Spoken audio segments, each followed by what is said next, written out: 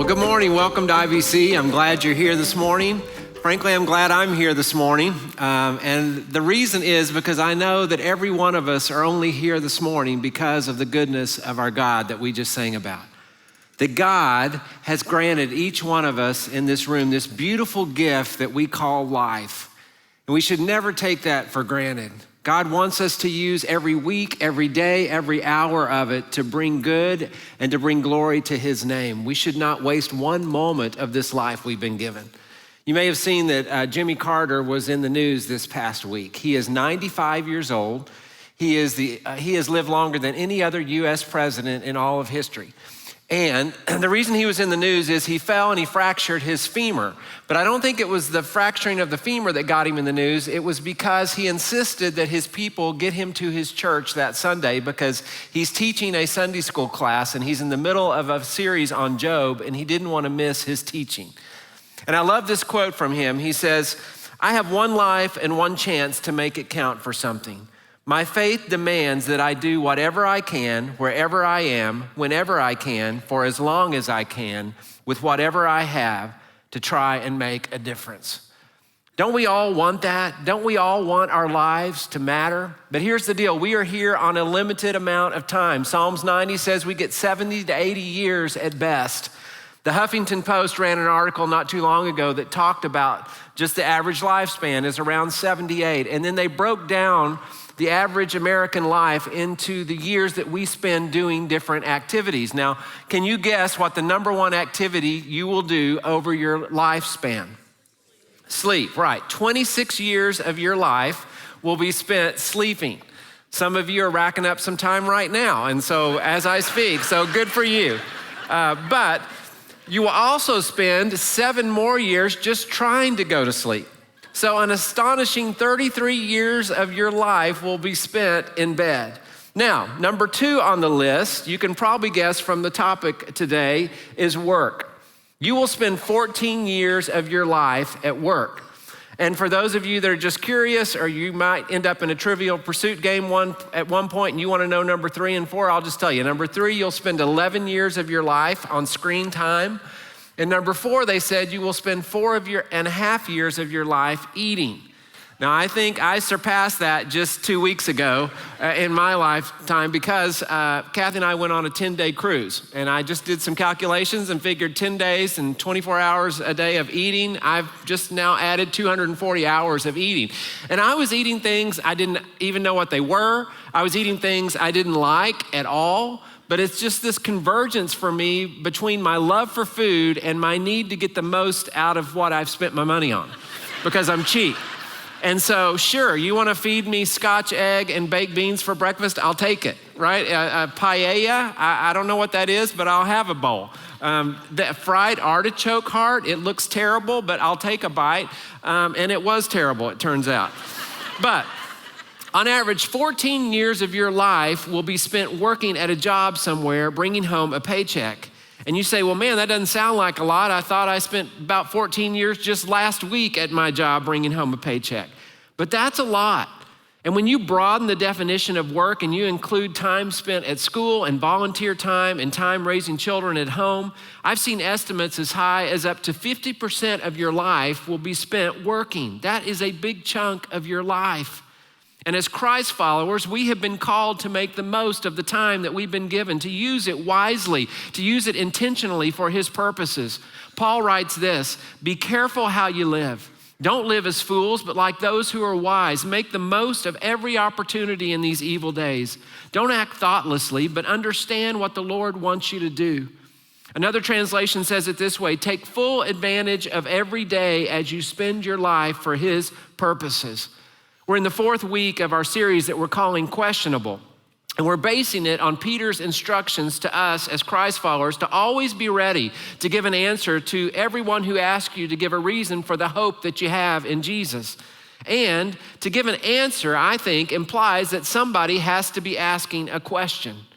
So how do we live the kinds of lives that people around us begin to start asking questions, to live question-provoking lives? And so far, we've talked about how we handle our finances a couple of weeks ago.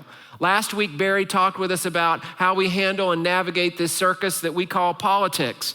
And today, we're gonna look at our work life. Because if the biggest chunk of our life outside of sleep is spent working, then we probably ought to be thinking about how we can make the most of this opportunity, thinking about how we can view our work and do our work in ways that cause people to ask questions. But before we get into talking about how we can do our work life differently, I think it might help to get some understanding of how people in our day and our culture view their work. This past August, Business Insider magazine published an article entitled 17 Seriously Disturbing Facts About Your Job. And they found that 83% of Americans say they have no passion for their jobs at all.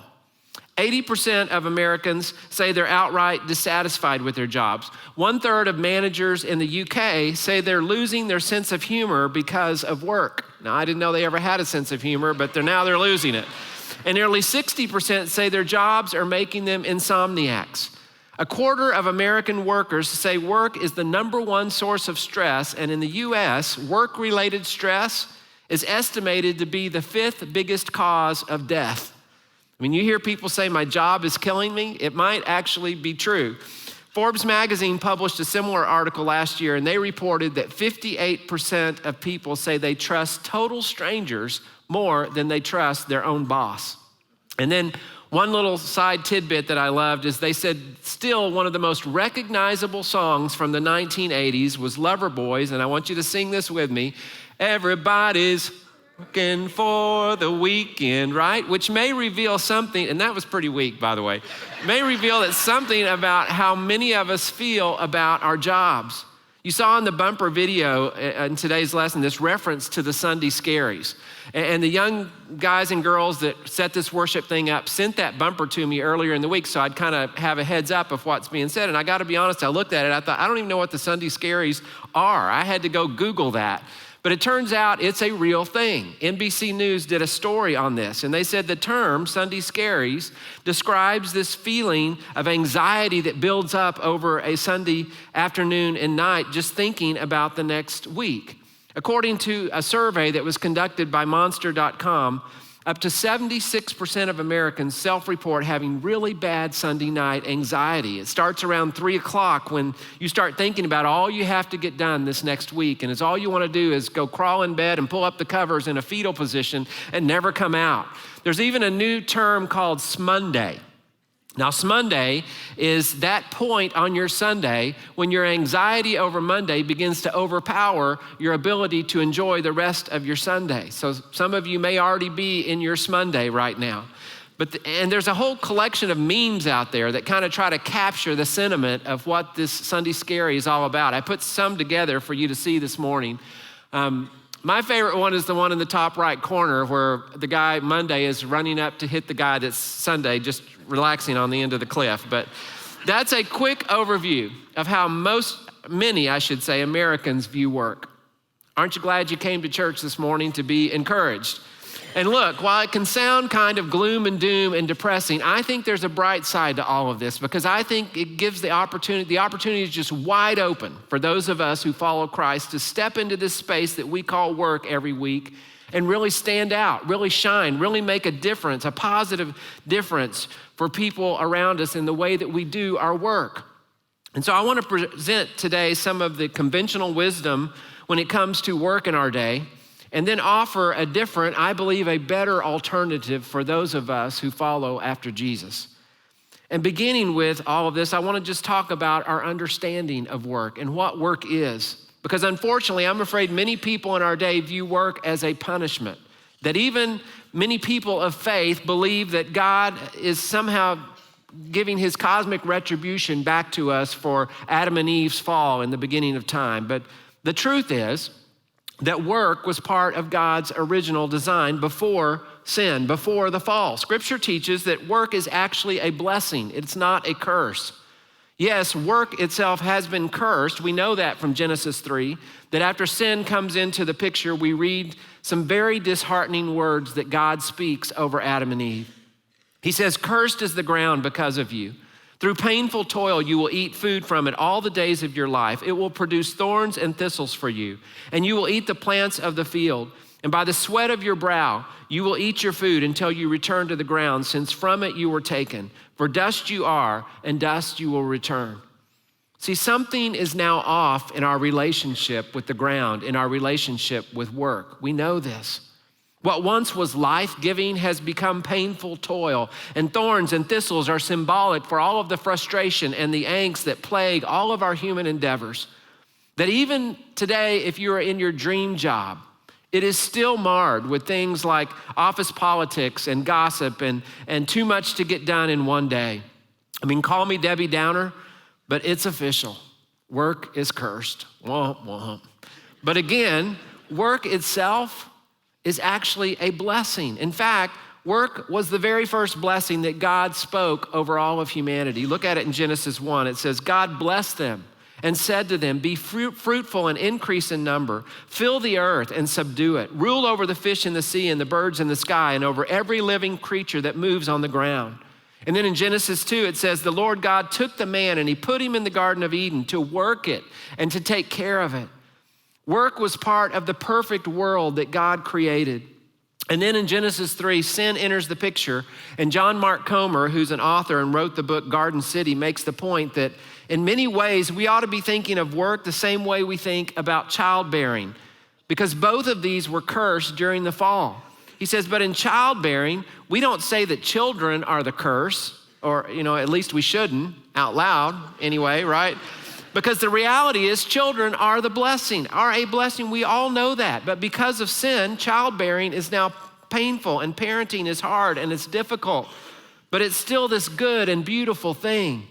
And in the same way is work. Work is this blessing, but it's been twisted and distorted because of sin. But it is still this good and beautiful thing. And I know it's easy to lose sight of that in between emails and staff meetings and 5 a.m. getting up for commutes, but work is a blessing. And we need to be a people who thank God for it every single day. Just ask people who are unemployed or people who are on disability who want to work. They know this better than anybody. God created you and me to work, but sin entered, and so now it's twisted it, but it's still a beautiful blessing. And so as believers, we don't view work as a punishment. We view our work as a privilege. See, people who view their work as a punishment, they're going to spend their time asking, how long? How long, oh Lord? How long do I have to keep doing this? When can I clock out? When can I retire? When will the weekend finally get here? But people who see their work as a privilege, they don't ask the question, how long? Instead, they're talking about how great. How great is it that the God of the entire universe has entrusted me to help steward and oversee his creation? He's given me some responsibility. He's allowed me to participate in his purposes and his plan for this world. Because I'm an image bearer of God and God himself is a worker, then I work. And as I work, I reflect who God is. What if we began each work day just thanking God for our work? Because we understand that work is a privilege and not a punishment. I think there might be some people around you who would start having some questions if you approached your work that day, that way every day. And secondly, I think it matters how we do our work.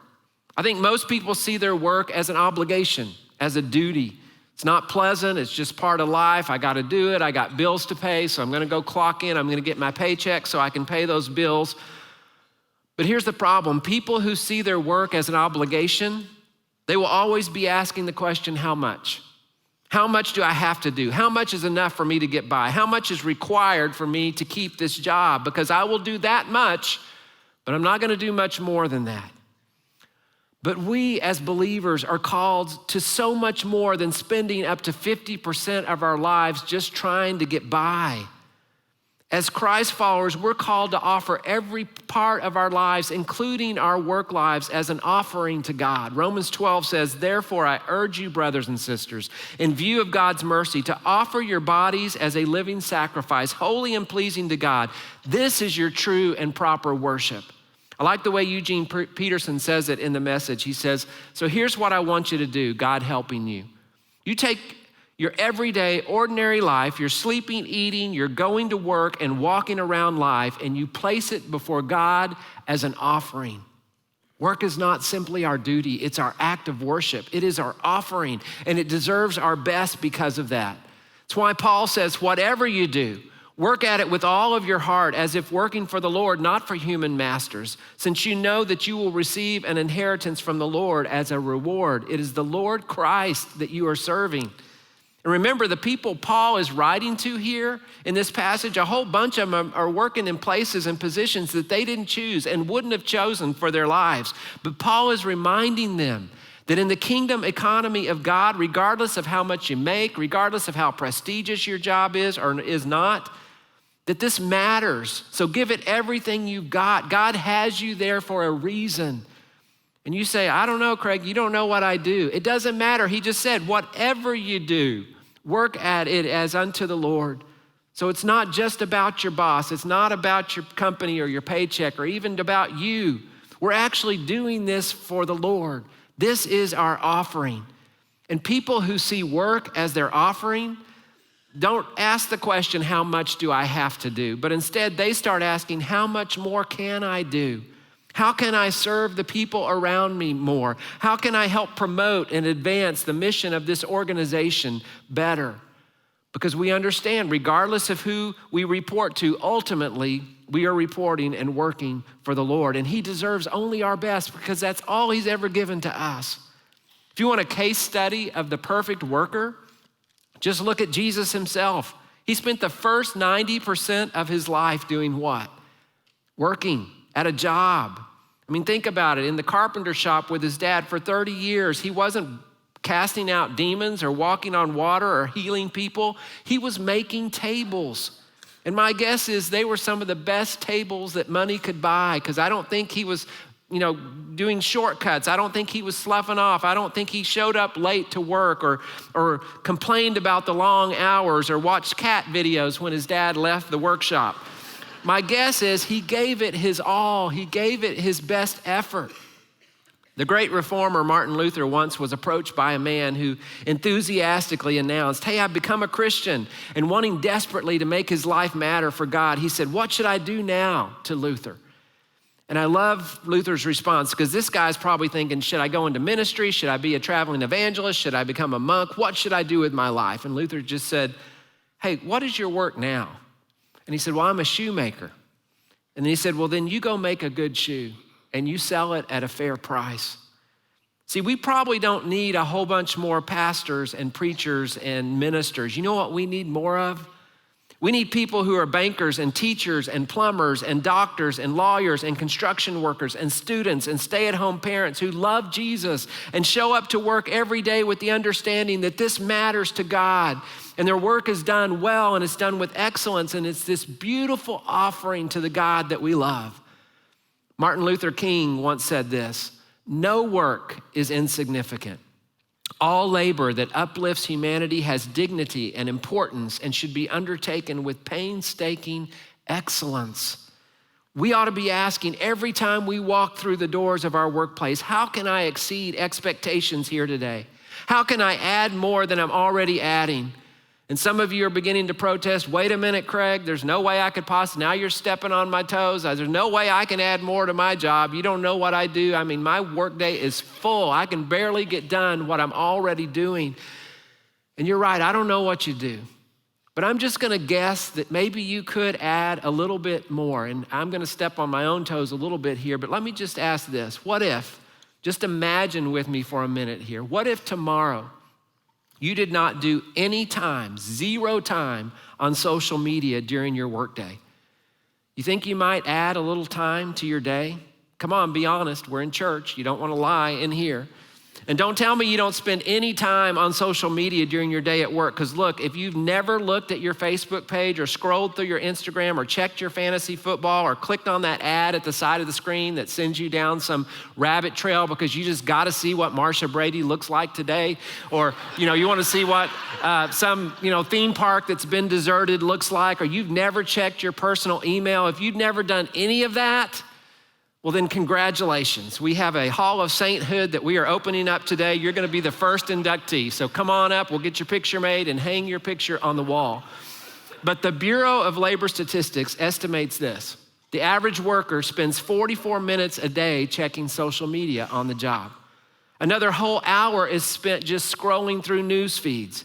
26 minutes a day, get this, is spent looking for different jobs. 40 minutes a day are spent discussing non-work issues with fellow employees, and 15 minutes a day are spent texting. In fact, their research estimates that of the 8.5-hour normal workday, there's about 3 hours of that are really productive for the company. So I'm guessing that we can all find a little bit of time to add to what we're already currently doing. And what if we all did that? What if we all just decided, you know what, starting tomorrow, I am going to be the best worker. I'm going to be the most indispensable person in my workplace. I'm going to go above and beyond in all areas of my work. Because isn't it true? If Jesus really were physically present as our boss tomorrow, we might do things a little bit differently. We might take a little more care. We might give it a little bit more effort. Let me ask it this way.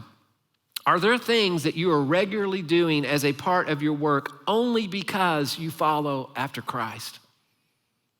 Think about that. I'm going to ask it again. Are there things that you are regularly doing as a part of your work only because you follow after Jesus? And I would argue everyone here who does follow after Jesus ought to have an answer to that.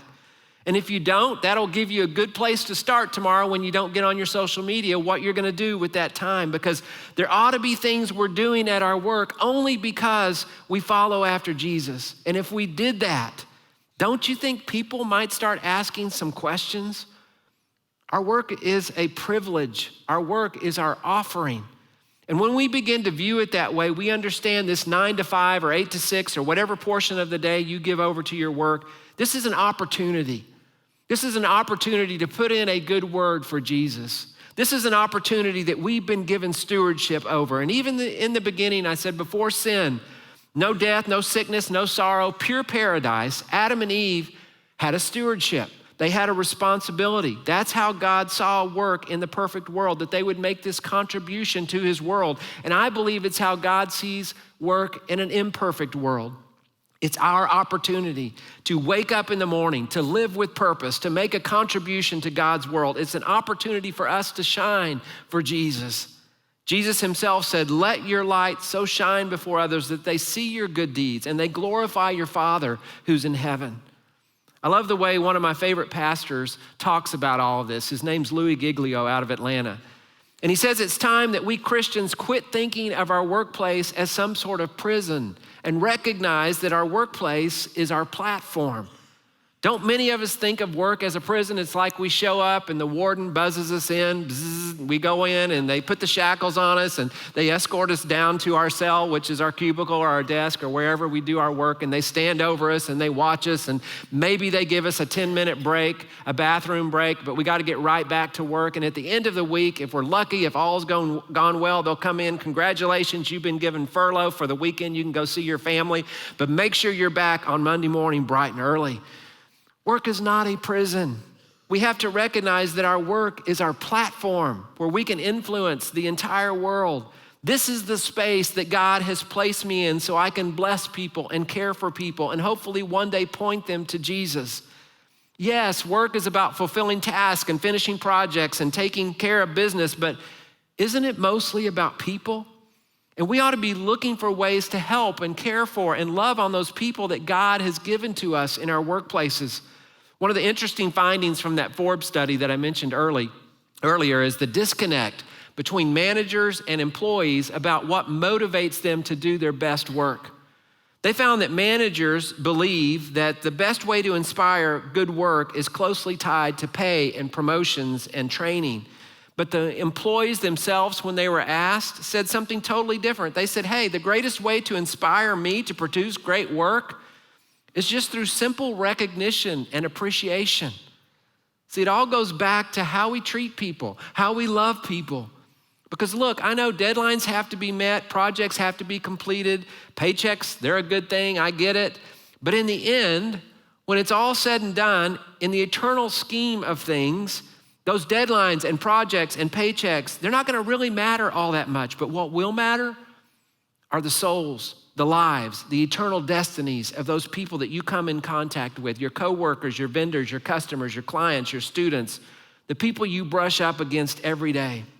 And I believe that God has you where you are today for his purpose. And I know some of you are praying that he'll have you out of there by the end of today, but if he doesn't, right now, this is where he has you. So what are you gonna do with this opportunity? What are you gonna do with this time? What are you gonna do with this 14 years of your life that you're gonna give over to work? And I think part of shining for Jesus in your workplace is just showing up each day on time with a positive attitude and a little bit of joy. I guarantee that will make you stand out in this workplace. Making sure that your little corner of the office, your desk, your cubicle stands as a beacon of light and hope and encouragement to the people you work with every day. That you're the Motel 6 in your office. The light is always on right here. So if you need some encouragement, you're gonna stop by my desk. You need somebody to pray for you, you're gonna swing by me. You need somebody to listen to you during the hard times of life, celebrate with you during the great times of life, you're gonna loop by me. If you ever do want to get invited to a church, I'm gonna be your guy. If you ever do decide you have a question about who Jesus is, you're gonna think of me first. See, we have to earn the right to be heard. And I believe the degree to which people will welcome and listen to what you have to say around things of faith is directly proportional to the degree that you genuinely care about those people and the way that you execute your job with integrity and with excellence. That is what will build the foundation that your platform will stand on. When I think about all this, I think about a teacher at our preschool named Miss Laura. She, to me, is the poster child of what I'm talking about. She comes to work early every day. She gets there at 6:30 before the school even opens, and she makes coffee for all the other teachers, and she's got a huge smile, brings in the joy of the Lord. She's ready to greet the young children and families when they come in, and she always has her lesson prepared more than what she can ever teach. She's got special art craft projects that she's brought in. I mean, she does her work with such excellence, and if that's all she did, she would be probably one of the best employees in the industry. And yet she's always asking the question, what more can I do? And so I'll go to the refrigerator and I'll find bags of food that she's cooked, homemade meals, and put them in compartments to send home with families from our school just because she wants to bless them. She knows those moms work long, hard hours and don't have time to do that. Or she'll come back up at closing time after she's been off work for 3 or 4 hours to pick up a child. And I'm like, what are you doing here, Miss Laura? Well, this mom ran into an issue, and so I told her I'd come get their child for them, and they can pick them up at my house. She's always thinking like that. And so a couple years ago, she said, you know, Mr. Craig, a lot of people are asking, questions about parenting and stuff like that has to do with that, and I'm already through that stage in my life. I just got to thinking, I want to invite all these young moms that want to come once a month to my house, and I'm going to cook them a nice meal. I'm going to give them a night out, and I want it to be intentional. I'm going to call it lineage because I want to make it, imply that we're going to be talking about how to pass the line of faith down to the next generation. But I'm going to bring in a guest speaker, and I'm going to cook them a great meal. And you know what else I think I might do? I'm going to ask women my age who've been through this season to also show up, so that I can pair them up. And these young moms who have such a hard time trying to juggle their work schedule and their parenting schedule will have mentors that can speak into their lives. And so she started doing that. And I tell you, these women that are coming are from all over the map with their faith. But do you know, she now has 60 to 70 women that show up at her house once a month for this event. And they are being blessed. And just think of the ramifications about that. 60 to 70 women who leave that house and go out into their homes and bless their husbands and their children. And then those husbands go into their workplace, and those children go into their schools. And it just adds up, it compounds all the people that are being blessed, all because this young woman said, you know what? I'm not gonna ask the question, how much do I have to do? I'm gonna instead ask, what more can I do? As a matter of fact, when I asked permission to share a little bit of that story here today, she said, oh, please share it and tell anybody that's there, if they wanna come, they are welcome to come. I said, well, you might need to get a bigger house. Because look, if you're inviting people to church, but you're the one screwing up the deadline on the project for the other 7 people in the department you're working with, they don't wanna come to church with you. They want you to get your project done on time because now it's eating into their family time and their other projects are getting backlogged and now they're underwater and you walk around the office, hey, I love Jesus. Y'all wanna come to church with me? No, we don't wanna go to church with you. As a matter of fact, we don't even want you to go to church. We want you to stay home on Sunday and finish the project that was due last Thursday. But if you are consistently being the ones that are putting wind in the sails of a project, then I guarantee God will give you those moments where you can speak up about your faith, and they're gonna be much more likely to pay attention. Even if they don't buy it all or believe it all, they will recognize that there's something different about you because you're excelling at your job and you're caring for people like nobody cares for people. And wouldn't it be great if every employer in Irving started thinking, you know what we need here? We need more of those people from IBC. We need more Christians working here. They do awesome work. They bring this attitude with them, this joy that just lights up the place when they're here. And I know some of you are thinking, well, that all sounds good, Craig, but I think you may be overestimating my influence at my job. I don't have the corner office. Nobody really reports to me. I'm not sure anybody even really sees what I'm doing here. Nobody's paying attention to me that much. How am I supposed to make some big impact for Jesus? And I would say, look at the life of Jesus himself, the one we follow. He lived only 33 years, a very short amount of time. He was only in public ministry for 3 years, this very limited opportunity. And he did the work that he did to free us from sin and shame and death and hell in just 3 days. And it says about him in the Gospels that he did all of these amazing things that we get to read about. But you know what it says at the end of the Gospel of John? It says this, Jesus did many other things as well, and if every one of them were written down, I suppose that even the whole world would not have room for the books that would be written. You know what that means? It means we have some great snippets and stories from the life of Jesus that are recorded in the Gospels for us. But the bulk of the things that Jesus did, none of us will ever hear about or know about. Most of what he did not get credit for, and you don't even know about it. But you know who does know about it? God, his Father. And God, his Father said, this is my Son in whom I'm well pleased. And then the Son said to his Father, my work is to do the will of the one who sent me. And Jesus accomplished his work. He worked his way down to this earth, and he worked his way into a city called Jerusalem, and he worked his way into the Passover story, and then to a Roman cross, and he worked his way into the depths of this earth, and ultimately to death, and then he rose again so that you and I could be freed from guilt and sin and shame. And he gave us this whole new life. Jesus did his work. He completed his task, and he loved it, and he did it with joy. He said, for the joy set before me. He even endured a cross, and he didn't hate the cross. He didn't complain about the cross. You never heard him murmur about his prison called the cross, but instead, he saw it as his privilege. He saw it as his offering and ultimately as his platform, and he liberated all of humanity, and he changed our world. And now he calls you and me into the workplace every week to be world changers. So don't ever think my work doesn't matter. It's insignificant. Nobody knows I'm here. God knows you're there. God sees your work. God understands your sacrifice, and God is with you in the middle of it. And it doesn't matter if no one else sees it, no one recognizes it, no one knows it. One day you're gonna be rewarded from God himself for being a good employee at your company. And I believe the King of Kings will look into your eyes and say, well done, because I saw it all. You fought for integrity, you cared about people, you did your very best, you were a healer, you were a unifier, you lit that whole place up, and I saw every bit of it. Young student, I saw the extra hours you put into studying so that you could excel one day in your craft, so you could influence people for me. Mom or dad, I saw every nose that you wiped, every diaper you changed, every mess that you cleaned up. Teacher, counselor, I saw every hug you gave, every act of kindness, every word of encouragement. Secretary, assistant, I saw the extra things that you did to make your boss and your company look good. Accountant, I saw how you refused to compromise and you did your work with integrity. Maintenance person, I saw the care you gave to making sure your work environment was clean and a place that your coworkers and your boss could be proud of.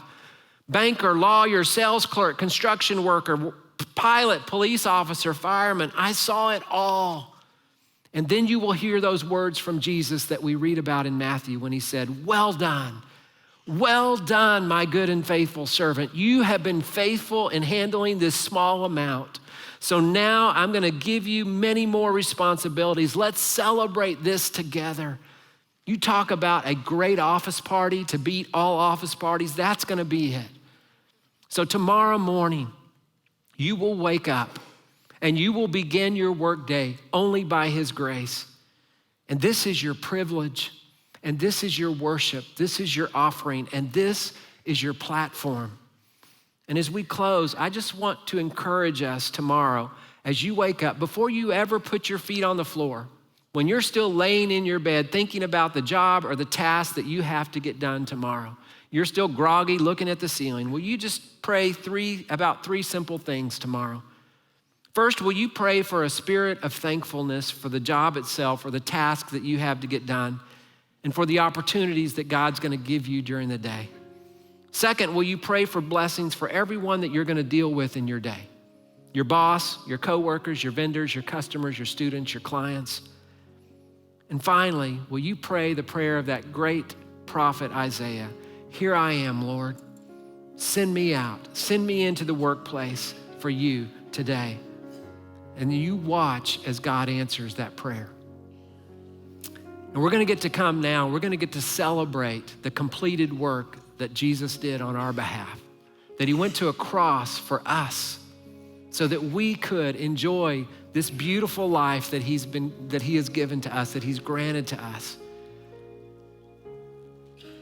The ushers are gonna come in a minute and release you by rows. And if you're unable to navigate the stairs, just raise your hand. They'd love to come serve you where you're at. The altar will be open. There'll be people in front of blue candles that are here just to pray for this service and for you if you'd like them to. So if you want them to, just ask them and they will pray with you or for you. This might be a great time to just come and once again say, Lord, thank you. Thank you for what this gift of life. Thank you for this job, this opportunity you've given me. Help me to use this opportunity for you, God. On the night he was betrayed, he took the bread and he broke it and he gave thanks and he said, this is my body and it's broken for you. And then he took the cup and he drank from it and he said, and this is my blood, represents the new covenant that I'm making with you. And every time you eat of this and drink of this, I want you to remember me. So let's do that now as we honor him.